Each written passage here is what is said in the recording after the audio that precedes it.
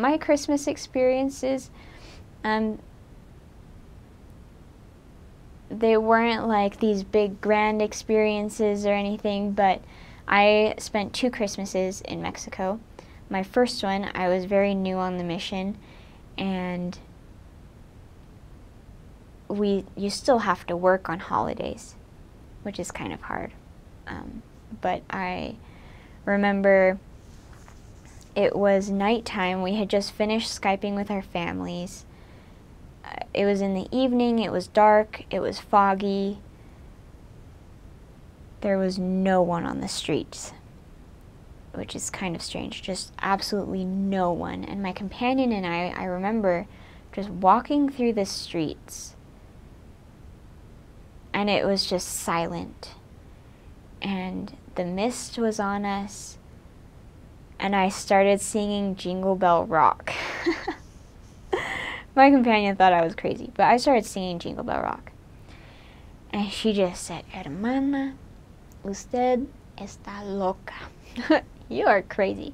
It's like, yep, I know. But we ended up,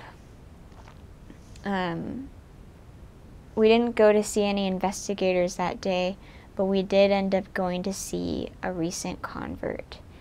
And so we go to their door.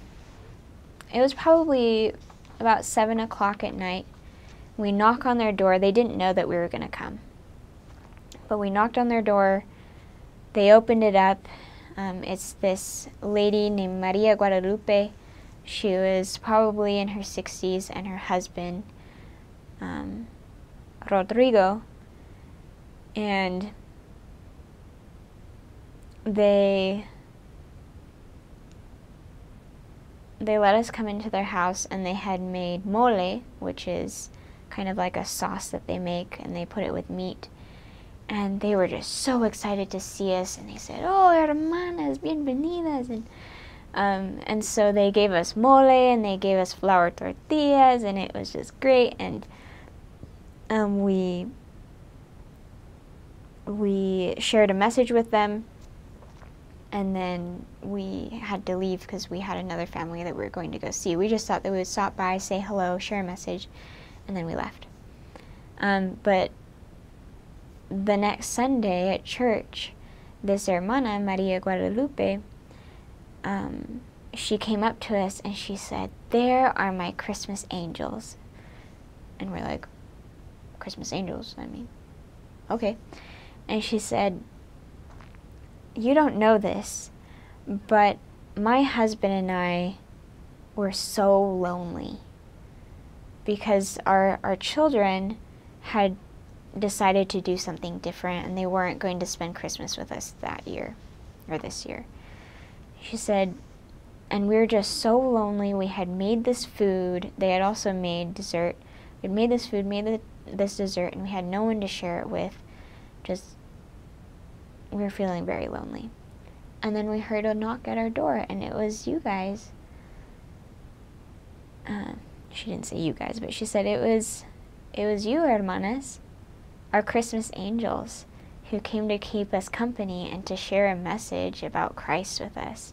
And she said that was probably one of the best Christmases that I've ever had. And I just thought that was so amazing, because we were there for maybe 20 minutes, but it managed to touch her and her husband, and so we were able to share that experience with them. So that was really awesome. We also just stuffed ourselves with food. That's what usually happens on Christmas. You just stuff yourself to the brim, to the point where your skirt gets tight and you have to undo the zipper in the back. That happened a lot, just in general. But my second Christmas, it wasn't super eventful. We just ate dinner with some members after we Skyped with our parents, which took a long time because we were in a trio, so we had to do all 3 of us. But the night before Christmas, our apartment, the place that we were staying in, just looked so sad and lonely, and so I I got some green paper, and I don't remember where I got this paper from, but I got some green shiny paper and red paper and gold paper, and I made a Christmas tree and I taped it to the wall.